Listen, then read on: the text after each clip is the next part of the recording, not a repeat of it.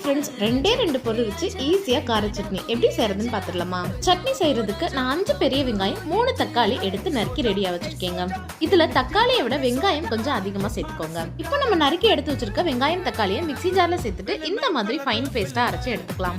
இப்போ stove on பண்ணிட்டு ஒரு பேன்ல 3 டேபிள் ஸ்பூன் அளவுக்கு எண்ணெய் சேர்த்துக்கிறேங்க. இதோட தாளிப்புக்கு 1 டேபிள் ஸ்பூன் அளவுக்கு கடுகு, 1 கொத்து கருவேப்பிலை அண்ட் 1 பிஞ்ச் அளவுக்கு பெருங்காயத்தூள் நான் சேர்த்துக்கிறேங்க. இப்போ நம்ம அரைச்சு எடுத்து வச்சிருக்கிற வெங்காயம் தக்காளி பேஸ்ட்டை இது கூட சேர்த்துக்கலாம். சட்னிக்கு தேவையான அளவுக்கு தண்ணி சேர்த்துக்கிறீங்க. நீங்க உங்க அளவுக்கு தகுந்த மாதிரி தண்ணியை அட்ஜஸ்ட் பண்ணிக்கோங்க. கூடவே 3 டேபிள் ஸ்பூன் அளவுக்கு நான் மிளகாய் தூள் சேர்த்துக்கிறேன். காரத்துக்கு நம்ம மிளகாய் தூள் மட்டும் தாங்க ஆட் பண்றோம், வேற எதுவுமே ஆட் பண்ணல. நம்ம கடாயில சேர்த்திருக்க தக்காளி வெங்காய பேஸ்டோட பச்சை வாசனை போற அளவுக்கு இதை கொதிக்க விட்டுக்கலாங்க.